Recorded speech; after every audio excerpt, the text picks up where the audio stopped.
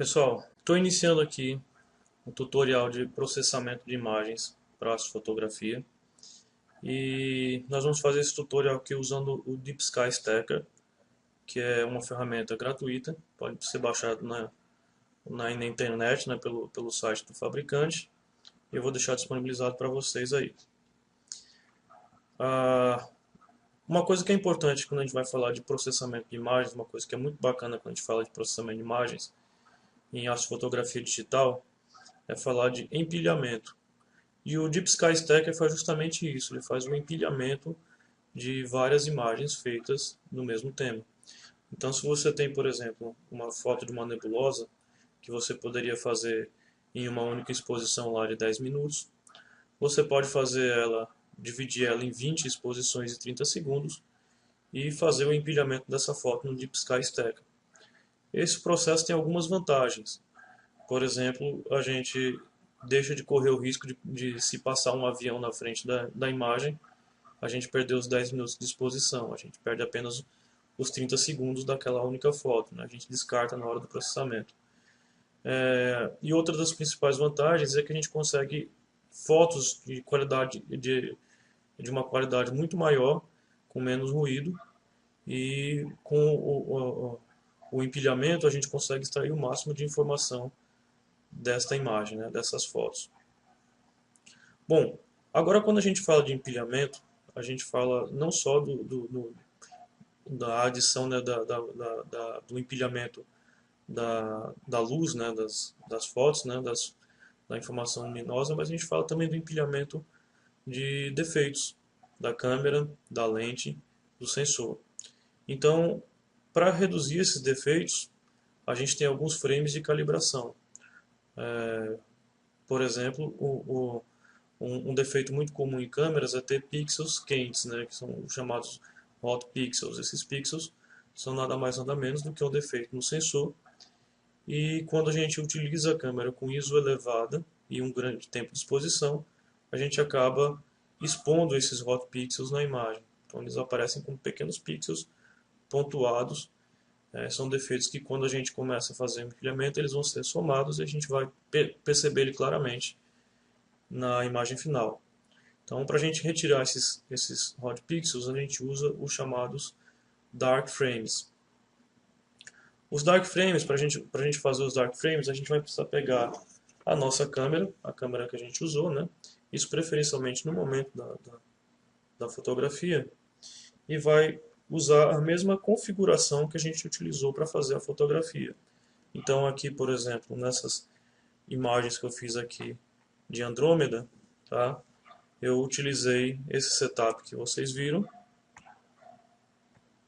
e as fotos, ó, todas elas feitas em RAW, né? Outra recomendação fortíssima, né? O tempo de exposição de 30 segundos em ISO 800. A abertura do diafragma está aparecendo aí F0 porque esta é uma lente manual, tá? Mas eu anotei que a abertura que eu utilizei lá foi F5.6. Entretanto, os dark frames, esta abertura do diafragma não importa. A gente só vai precisar se preocupar com o tempo de exposição e a configuração de sensibilidade, né, a ISO da imagem. Então eu vou configurar aqui, ó, a câmera no mesmo modo, tá, com exposição de 30 segundos.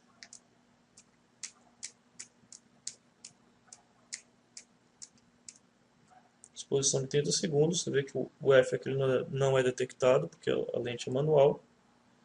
E vou configurar a ISO em ISO 800, a mesma que eu utilizei nas fotos que eu fiz em Andrômeda. Vocês podem ver também que essas fotos estão todas escuras, porque essa configuração utilizada é uma configuração para obter a melhor qualidade da imagem e nem tanto a maior luminosidade, tá? Então eu utilizei uma abertura aqui de 5.6 e uma lente que tem capacidade de abertura de f sobre 2.8. Então aqui a abertura está bem fechadinha mesmo aí o diafragma. Então, tendo essa configuração aqui, eu preciso fazer uma quantidade boa de fotografias nessa configuração, e o ideal é que ela seja feita no mesmo horário que você tira as fotos principais, né, os chamados light frames, porque a temperatura ambiente vai ser a mesma, tá? Mas eu vou mostrar para você aqui como é que seria isso. Vou fazer 10 fotos, tá, de dark frame. Então eu vou configurar aqui, essa minha câmera é possível a gente configurar uma sequência de disparo. Eu vou configurar aqui, tá? Como são fotos de 30 segundos, eu vou configurar um tempo entre uma foto e outra de 33 segundos. E vou configurar para fazer 10 fotos. Ela vai fazendo os disparos aqui, tá? Eu não preciso mexer. Importante, tá? A frente da lente ela tem que estar coberta. Essas fotos aqui, elas vão ficar escuras, pretas, negras. A gente não vai conseguir identificar muita coisa. Mas lá nessas informações que essa foto vai registrar, vão estar os hot pixels. Apesar da gente ter coberto a lente, esses hot pixels, como são defeitos no sensor, eles vão aparecer, né? Eles vão ficar uns pixelzinhos lá marcados lá em vermelho, em verde ou em azul, tá? E o que isso daí no que isso é utilizado, depois do processo de empilhamento, o resultado desses dark frames ele é subtraído da foto principal. Então esses hot pixels eles acabam sendo excluídos da imagem final, ok? Isso é o primeiro e o principal, talvez, tipo de foto de calibração. Mas a gente vai olhar ainda outros frames, a gente vai precisar ainda de outros frames de calibração, que nós vamos explicar. Terminada as fotos dos dark frames, é importante que a gente faça também os chamados flat frames. E eu vou explicar por que eles são necessários. Eu estou aqui com um painel aqui, um cartãozinho branco. Isso daqui é daqueles isopores que vêm em frios, em coisas que você compra na padaria. E eu vou aproximar ele aqui da câmera, da webcam. Vocês vão notar que nas bordas ela fica um pouquinho mais escura do que no centro. Isso é uma coisa comum, normal para qualquer câmera. E para as nossas câmeras DSLR, para os nossos telescópios, não é diferente. As bordas ficam mais escuras do que o centro da imagem. Isso é um problema que a gente chama de vinhetagem. Então ele acontece com qualquer imagem. E ainda tem um outro problema que é comum, principalmente nas câmeras DSLR, que é um fiapinho, um pedacinho de poeira cair e ficar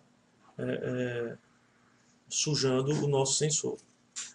Para a gente extrair essa informação, para a gente não deixar com que essa informação, que essa sujeira ou que a vinhetagem atrapalhe a nossa imagem, a gente faz as fotos desse carinha aqui, de um pedaço de cartão branco, tá? Com iluminação ideal, tempo de exposição ideal.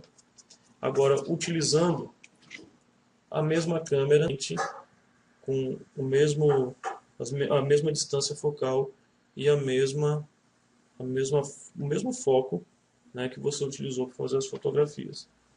Aí, ao contrário dos dark frames, você vai usar com a lente aberta, vai colocar isso aqui na frente e vai dar um tempo de exposição ideal, de forma que a foto fique branca. Então, uma outra forma também é de fotografar uma parede, né? Você pega uma parede branquinha, aqui em casa não tem parede mais branca faz tempo, mas você pega uma parede branquinha que você tem o mesmo efeito, tá? Para a gente pegar qual a exposição ideal, a gente pode utilizar o próprio fotômetro da câmera, tá? Ou então a gente faz umas fotos de teste. Vou fazer algumas aqui, tá? Então vamos acompanhar aqui, ó. Vou colocar isso aqui em cima.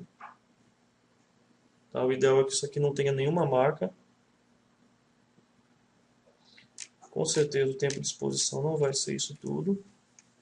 Vou colocar um segundo. Mesma ISO que as fotos foram feitas, o tempo de exposição tem que ser o ideal para a foto ficar branca não ficar totalmente branca.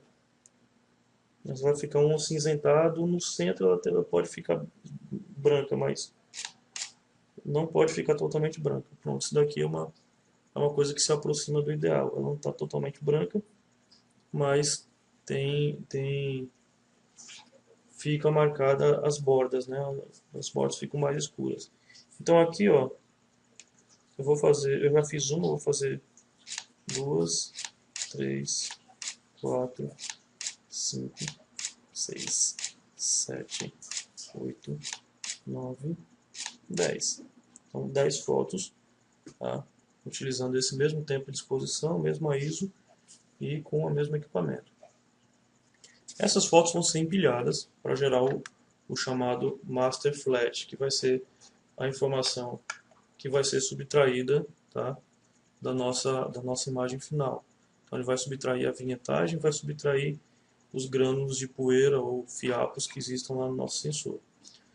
Só que como a gente vai empilhar essas fotos, a gente vai ter o mesmo problema dos nossos light frames, que é a presença de hot pixels. Tá? Apesar de em exposição um pouco mais rápida, os hot pixels são raros, mas a gente tem que considerar isso se a gente quiser ter uma imagem de qualidade no final. Então, para a gente evitar os hot pixels, o que a gente faz? Dark frames. Os dark frames para os flat frames, a gente chama de dark flat. Então eu vou fazer o dark flat com o mesmo tempo de exposição que eu usei para fazer os flat frames, com a mesma ISO, e aí eu coloco lá mais 10 fotos. Ok? Então fiz aqui mais 10 fotos com as mesmas configurações do flat frame, mas com a tampa ou a lente coberta.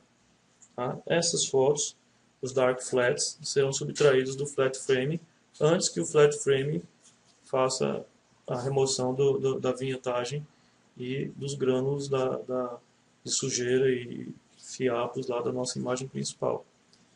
Então aí a gente já vai com o terceiro tipo de frame de calibração, e existe um quarto que é para eliminar possível ruído que exista no sensor. Essa minha câmera ela tem pouco ruído, a gente não percebe tanto. Mas eu já vi câmeras que quando a gente faz um empilhamento de uma quantidade grande de fotos, a gente percebe umas marcas ou verticais ou horizontais na imagem que são provocadas justamente por esse ruído, tá, que é gerado no sensor. Para eliminar esse ruído, o processo é muito semelhante a um dark frame. Tá? A gente vai usar a mesma ISO, só que a gente vai usar o menor tempo de exposição possível. Que nessa minha câmera aqui é 1/4000. Tá? Então eu vou fazer 10 fotos com a mesma ISO, com a tampa coberta e com o tempo de exposição menor possível. Tá? Acho que foram 10. Essas fotos aqui são chamadas bias frames, tá? Ou offset frames. Eles servem para extrair justamente esse ruído, tá? Resultante de um empilhamento de uma quantidade grande de imagens. Então esses frames todos, e mais os meus light frames, que são as fotos que contêm informação de luz, é o que nós vamos processar no Deep Sky Stacker. Eu vou pegar aqui o cartão de memória, colocar aqui, e olha, a organização das nossas imagens é uma coisa muito importante, tá? Então, uma coisa que eu recomendo é criar uma pasta separada para cada foto que a gente for processar, e nessa pasta a gente manter separado, como eu fiz aqui, uma pasta para cada tipo de imagem. Você vai ver que todas as imagens aqui, tirando os flat frames, eles são imagens muito escuras. Ó. Até mesmo os light frames, a gente tem que olhar com um certo nível de zoom para a gente perceber que esses frames têm alguma informação, né? Então a ideia é a gente dividir isso daí em pastas, e eu sugiro criar uma pasta para cada tipo de foto, né, para cada tipo de imagem, e a partir daí a gente fazer o processamento em cima disso. Bom, então tá aqui, ó. Tá, vou entrar aqui no meu cartão de memória, onde tem as fotos que a gente fez. E a gente vai ver que estão aqui, ó, um monte de fotos sem sentido. Essas fotos aqui que foram as primeiras são os dark frames. Vou copiar elas e vou colar aqui na pasta darks, tá, dentro da minha pasta Andromeda. Essas fotos aqui amarelas são os flat frames, tá? Eu vou copiá-las e vou colar aqui na pasta flats. Aí aqui ainda existem os dark flats e os bias frames, que eu não sei distinguir quem é quem aqui, é tudo escuro, preto, né? Então eu vou dar uma olhada aqui rapidamente, ó, nessa 0690, os detalhes dela. Eu estou vendo que aqui o tempo de exposição é 1/4000, significa que essa foto aqui é um bias. Eu vou copiar logo elas. Olhando essa outra aqui, o tempo de exposição dela já é 1/3 de segundo, né? 1/3 segundos. Então, essas aqui são os bias frames, os bias frames. Vou copiar aqui. Bias. E as demais são os dark flats. Vou copiá-las para a pasta Andromeda Dark Flats. Então a partir de aí, eu tenho aqui, ó, dentro dessa pasta Andromeda, todos os arquivos que eu preciso para fazer o meu empilhamento. Então vamos lá para o Deep Sky Stacker. E aí, mais uma vez, eu recomendo que vocês baixem a versão 3.3.3 Beta 51. Mas essa versão ela corrige uma série de bugs que tinha na versão anterior, 3.3.2.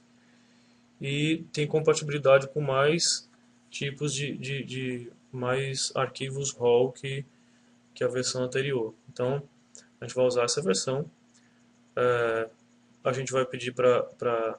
Então, aqui ele pede para abrir as suas fotos. Veja que onde tem a abrir as suas fotos, entenda como sendo os light frames, as fotos principais.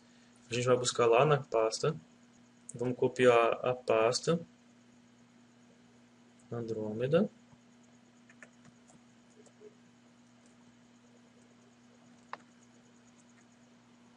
Então aqui, ó, em Light Frames, vou copiar todos os Light Frames. O importante é que a gente vai pegar All Files, né, ou Raw Files. Ok, vou pegar aqui os arquivos RAW, que na Nikon tem extensão NEF. Tá? Os Dark Flats, tá? Os ficheiros Dark aqui, vão na mesma pasta Andromeda, sendo que em Darks, tudo preto, né? Tudo escuro. Ele coloca aqui nessa listinha, mas com um ícone diferente, tá? A gente vai ver que os Dark Frames, eles vêm com esse íconezinho todo preto, que a ideia é justamente mostrar que o objetivo dele é subtrair os hot pixels, né? Um frame todo preto com os pontinhos coloridos. Os ficheiros flat, que são os flat frames, vamos na pasta Andromeda, flats. Então aqui os nossos arquivos amarelinhos, vou selecionar todos eles. Eu não peguei uma quantidade boa nem de light frames, nem de flats, de darks e tudo mais, para não dar muito trabalho, para a gente poder fazer as coisas fluírem. Depois a gente vai selecionar os dark flats.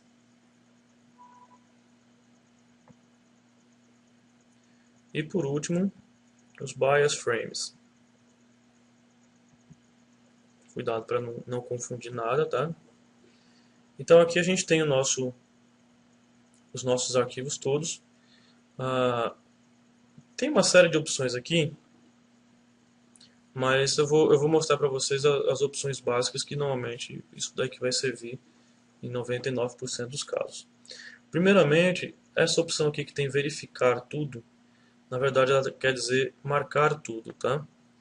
Provavelmente foi uma falha de tradução do check all, né, em inglês, traduziram para verificar, mas na verdade é marcar tudo. Então vou marcar tudo aqui. Ele vai marcar todos os frames, vai selecionar todos os frames. E aí a gente tem essa opção aqui, olha, registrar fotos que foram verificadas. Esse processo de registro é basicamente o seguinte: durante as fotos, se a gente for ver aqui, aqui na parte de cima tem uma opção de eu modificar um pouco da claridade da imagem, tá? Então se eu colocar mais para cá, eu vou conseguir ver um pouco mais da minha imagem. Ó, tá aqui, tá? A galáxia de Andrômeda aqui no centro. Isso aqui não interfere no resultado final, é só para a gente visualizar mesmo. Mas se eu for pegar foto a foto, a gente vai ver que meu alinhamento não estava perfeitamente, o alinhamento não estava tão perfeito. Então houve uma movimentação mínima que fosse entre uma foto e outra. Então não sei se vocês perceberam alguma coisa, mas existe uma, uma, uma mudança aqui na posição de uma foto para outra. Tá? Então, pequena mudançazinha. E se a gente empilhar isso direto, o que a gente vai conseguir vai ser arrasto. Tá? E o arrasto das estrelas não é interessante para a gente. Então, o processo de registrar a foto é basicamente ele identificar as estrelas, ele identificar os pontos que representam estrelas dentro da imagem e tentar fazer com que todas as imagens casem essas estrelas, tá? As estrelas fiquem sobrepostas uma imagem à outra. Então ele provoca um certo deslocamento da imagem para um lado e para o outro, de forma que as estrelas continuem casando. Isso, no processo de empilhamento, é essencial para a gente ter uma imagem de qualidade no final. Tá? Se esse registro não for feito, a não ser que as nossas imagens, que a nossa montagem esteja perfeitamente alinhada, com uma guiagem, tudo certo, isso daí vai acabar gerando arrasto ou tremor nas estrelas no processamento final da imagem. Então, eu vou mandar registrar as fotos que foram checadas. Aqui a gente tem algumas opções, tá? Ele pede para selecionar 80% das melhores fotos e depois integrar. Aqui eu estava com o céu quase que perfeito, tá? Então eu poderia colocar 100% das imagens, não excluir nenhuma delas, mas eu vou colocar aqui 90% das imagens, tá? Eu tenho 32 light frames, ele vai excluir aí 3 desses light frames, vai deixar os 29 mais os melhores 29 frames, né? Então se tem algum frame que estava tremido ou que passou alguma nuvem ou um avião, ele vai excluir. Ele faz isso automaticamente. Não sei avião, mas as nuvens ele exclui automaticamente, tá? Se tem alguma orientação, ele normalmente passa aqui, tá? Nesse avançado tem uma coisa que é importante para a gente, que é computar o número de estrelas, tá? Para a gente ver, isso aqui é o threshold de detecção da estrela, tá? É o limiar de detecção da estrela. Então, aqui a gente pode computar o número de estrelas que tem na imagem de referência, que é a primeira imagem. Ele vai tentar justamente ver quantas estrelas existem nessa imagem, em função desse threshold, né, desse limiar que foi definido. Acontece que uma quantidade boa de estrelas na imagem, ela é em torno de 50, 60 estrelas. Tá? Uma quantidade muito maior de estrelas vai acabar fazendo com que o processamento seja demorado. E uma quantidade muito pequena pode provocar falhas nesse registro, nesse alinhamento das imagens. Então, para detectar menos estrela, eu aumento o threshold, né? Eu aumento esse limiar. Vou detectar aqui. Já estava em 10%, coloquei para 30%, já vi que a quantidade de estrelas detectadas certamente vai ser bem menor. Não chegou nas 50 que a gente gostaria. Eu vou colocar para 25%. Aqui deve chegar nas 50 estrelas. Pronto, 46 estrelas, vamos trabalhar com isso daí. Ainda tem a opção aqui de redução de ruído, tá? E tem duas opções aqui, os parâmetros de integração e as configurações recomendadas. Vamos entrar aqui em parâmetros de integração. Aqui existem os parâmetros para integração dos tipos de frames que a gente vai integrar, tá? E tem esse modo, que tipo de resultado que a gente quer. Esse modo stand aqui é basicamente o seguinte, ele vai pegar o frame de referência, o primeiro frame, ou o frame que a gente marcar como sendo frame de referência aqui, e vai posicionar os demais frames, tá, para fora desse frame, se houver movimento. Então, a tendência é que esse frame aqui interno ele acabe ficando um pouco com umas diferenças nesses cantinhos aqui onde não tem a quantidade total de frames sobrepostos. O modo mosaico, ele soma as áreas dos frames e fica esses cantinhos aqui, ó, sem informação nenhuma. Então fica um cantinho aqui escuro, preto, tá? E o modo de interseção ele pega só o que há de comum entre todos os frames, tá? Vocês podem escolher testar cada um desses modos. Eu vou utilizar aqui o modo stand e vou processar tudo em cima do meu frame de referência. Existem algumas opções aqui, como esse alinhar canais RGB da imagem final, que são interessantes, tá? Algumas vezes eles são recomendados. Para a integração do Light Frame, existe uma série de opções aqui. Para cada um dos frames existe essas opções, tá? Mas para o Light Frame, o tipo de integração que dá melhor resultado, a gente podia falar aqui um pouco sobre cada um desses, tá? O máximo ele soma, né? Cada informação de luz ele acaba somando, então dá o equivalente à soma dos tempos de exposição. A média, ele vai fazer uma média em cada uma das exposições. E esse kappa sigma parando aqui é uma fórmula um pouco mais avançada que faz a média entre alguns frames e adiciona uns aos outros. Tá? Então, ele faz um negócio bem interessante. Ainda tem esse outro aqui que proporciona um maior alcance dinâmico, que é uma coisa interessante para a gente testar também.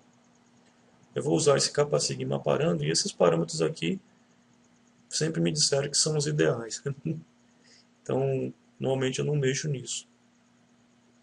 Existe a opção de calibração de canal do background, de calibração de canais RGB do background e sem calibração do background. A gente vai ver que às vezes é recomendado a gente trocar essa configuração aqui. Tá?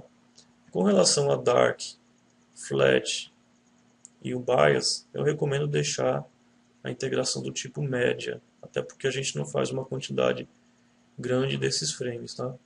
Ainda tem umas opções aqui de alinhamento, mas a gente deixa automático. Feito isso, a gente pode mandar fazer a integração, tá? Se quiser, você pode olhar essas configurações recomendadas. São coisas bem interessantes, tá? Então aqui, ó, o que está em verdinho, ele acha que tá correto, que está bem configurado. Algumas sugestões ele dá aqui em azul, tá? Uma recomendação aqui em vermelho é uma recomendação forte que ele faz, tá? Aqui está tudo em azul, significa que pode dar certo, pode não dar.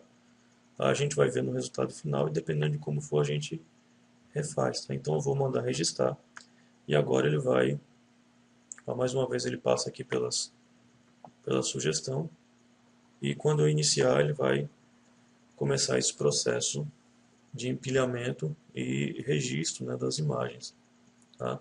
Então para cada imagem ele vai pegar, vai calcular o deslocamento das referências e vai empilhar, vai criar o chamado Master Light, vai criar um Master Dark, Master Flat e o Master Bias. Esse processo é demorado, tá? Deve demorar aí alguns minutos e eu não vou fazer ninguém esperar isso durante esse tutorial. Então vou usar alguns recursos tecnológicos aqui para esse tempo correr muito mais rapidamente, a gente chegar no resultado final, ok?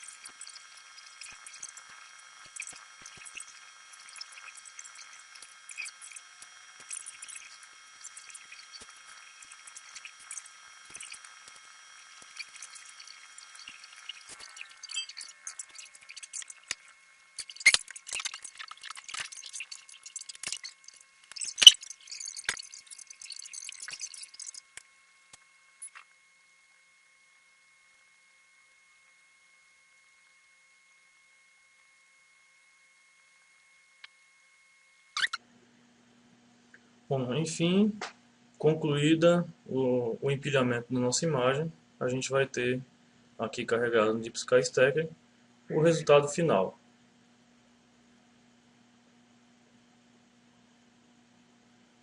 E está aí, aparentemente, uma coisa escura, tá? Sem informação, mas é importante a gente saber, né? A gente ter ciência de que a quantidade de informação nesta imagem, a gente vai ver aqui nesse gráfico, ele está aqui mais à esquerda, tá? Aqui são as curvas do azul, do verde e do vermelho, tá? Ah, esse gráfico aqui no eixo X, a gente tem o nível, tá, dessas cores. Quanto mais para a direita, mais clara é a cor, e quanto maior a altura, maior a quantidade dessas cores, tá? E a gente tem como fazer um ajuste aqui nessas abas, tá? Para a gente poder visualizar melhor essa imagem, para a gente extrair melhor a informação dessa imagem, tá?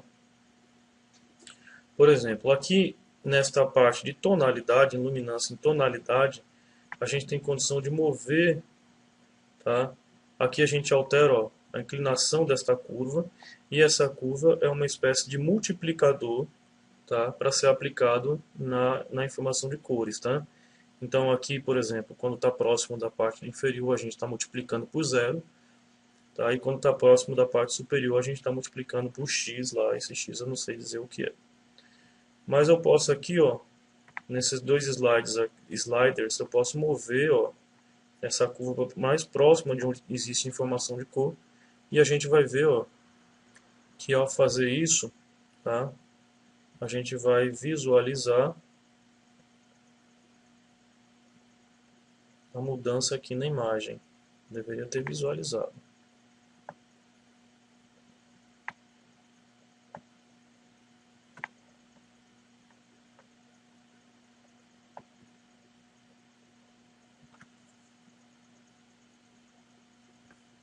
Vou colocar aqui aplicar. Então aqui a gente já tem começa a visualizar aqui algumas informações, mas ainda não está bacana.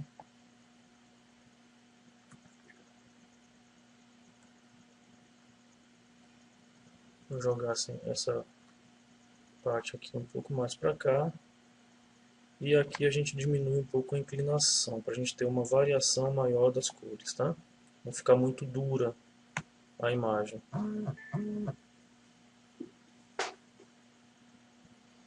Aí a gente vê que ela está um pouco amarelada, tá? Essas configurações lá no início, que tem a questão do alinhamento de canal de background, elas ajudam a fazer isso daí, tá? Ajuda a não deixar tão amarelado. A gente pode fazer esse ajuste aqui manualmente, modificando, ó, aqui o ponto central das cores, de modo a deixar as três cores sobrepostas. Tá? Jogar aqui o verde para cima do vermelho, o azul para cima do vermelho. Então aqui a gente vai ter um balanço melhor de cores, tá? Desta forma aqui, tá? Então a gente vai ver isso agora, tá ficando um pouco mais claro, inclusive, a imagem. A gente pode ajustar um pouco melhor essa questão da tonalidade.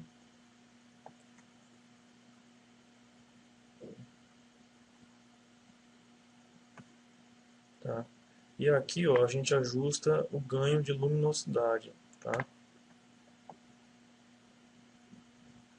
Veja o comportamento da curva, tá? Então aqui eu vou ter um contraste um pouco maior. E vocês estão notando que a imagem está um pouco preto e branca demais, né?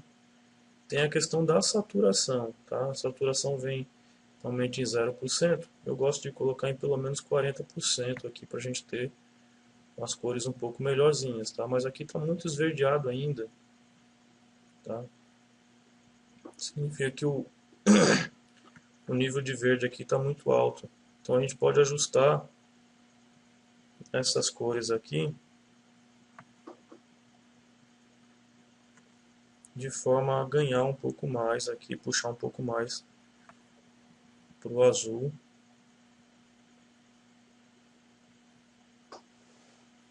O centro da galáxia ali está bem vermelho, né? Bem vermelhão, bem intenso. Então a gente tem como ajustar melhor essas curvas aqui para chegar no resultado mais satisfatório. Mas adianto que isso é o processamento inicial, tá, da imagem. O processamento final mesmo a gente vai fazer lá no Photoshop ou no GIMP, ou nas ferramentas que vocês acharem mais interessante.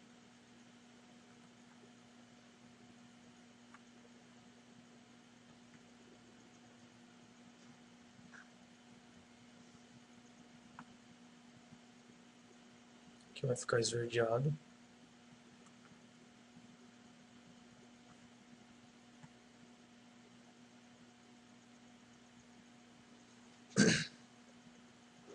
Talvez a gente ainda precise de um ganho de luminância. Então eu vou aumentar aqui essa inclinação para a gente ver se ganha mais tonalidade. E diminuir essa...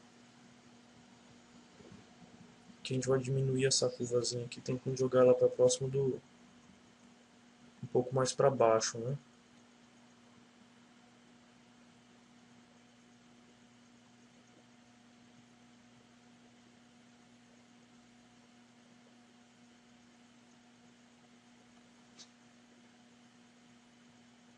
Então aqui a gente já tem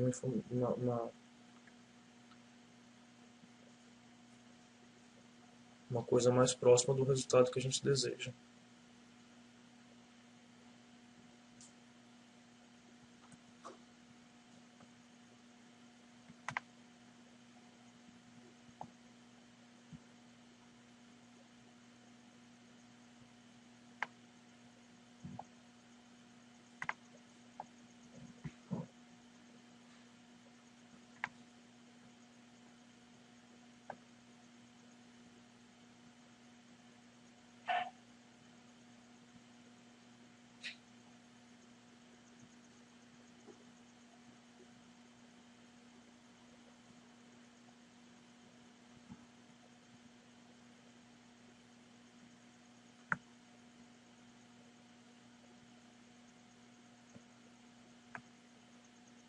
Aqui eu vou ganhar um pouco em luminosidade na imagem.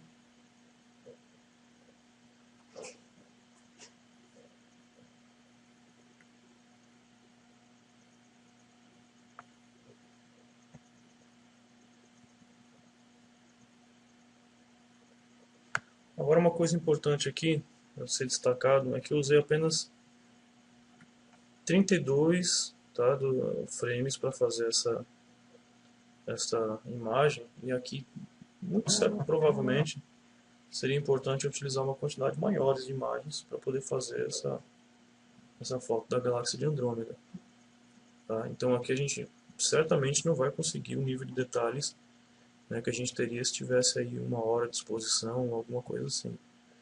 Aqui a gente tem 16 minutos lá, segundo o próprio Deep Sky Stacker, né, 16 minutos de exposição. O que para a galáxia de Andrômeda é muito pouco.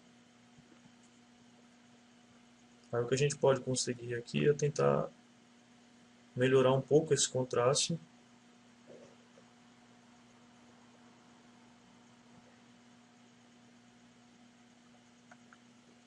Mas a gente não vai conseguir o mesmo nível de qualidade se a gente tivesse uma quantidade maior de frames, né?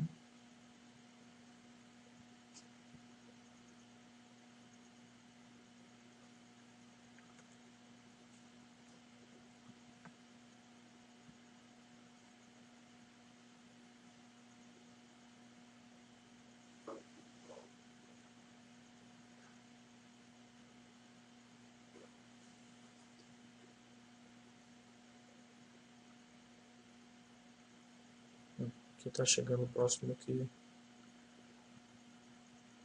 talvez do máximo que a gente conseguir tirar dessa imagem.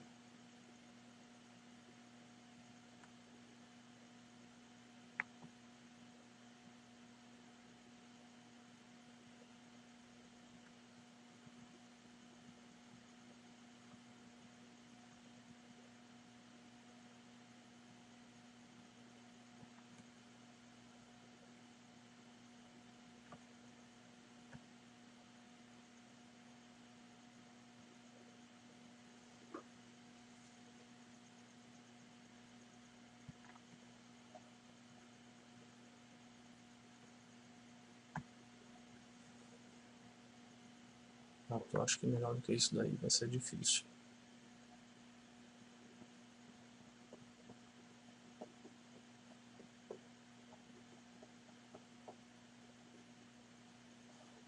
Mais uma vez, tudo que a gente fizer aqui a gente pode melhorar no Photoshop, no GIMP, no Photoscape, no qualquer editor de imagens que você estiver disponível, tá?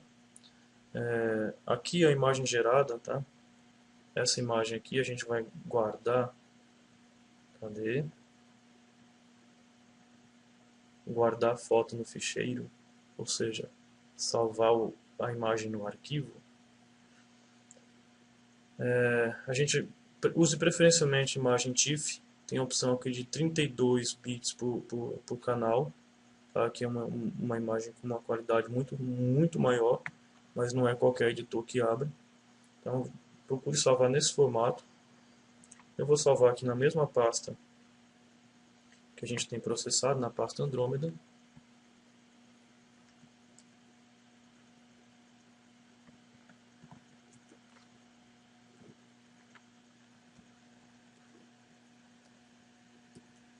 Tá? O TIFF ele não tem perda por compactação, então é um formato bem interessante de ser utilizado. E a partir daí você vai utilizar a sua ferramenta de edição de imagens preferida para poder editar essa imagem. Uma coisa importante, tá? Olha só a foto que eu salvei, escura, a pretona, do jeito que ela saiu lá. Se eu quiser que essas alterações todas aqui sejam gravadas no arquivo, eu tenho que marcar essa opção aqui, tá? Ajustes ao guardar imagem. Então, vou salvar aqui por cima, tá? Então lembrar de marcar essa opção aí na hora de gravar. Toda essa edição, inclusive, que eu fiz aqui pode ser feita no editor de imagem, desde que ele tenha capacidade de 32 bits, que é a qualidade com que o Deep Sky Stacker trabalha. Tá? Se você gravar ela com 16 bits, ou se você gravar ela com JPEG, você pode até conseguir fazer esse tipo de edição, mas com certeza você vai perder informação. Vai perder a possibilidade de poder destacar melhor as cores que você precisa, que você quer, e de dar um melhor contraste na imagem. Então, se for salvar ela crua sem edição, aconselho a salvar em 32 bits. Se for usar 16 bits, aconselho a fazer essa edição aqui antes de guardar e salvar a foto com as alterações. Ok? Por enquanto é só. Pós-processamento aí, né, vocês vão poder utilizar as ferramentas de edição de imagem que vocês estão acostumados. E aí algumas técnicas a gente vai passando sempre que for necessário, sempre que for preciso. Ok? Até mais.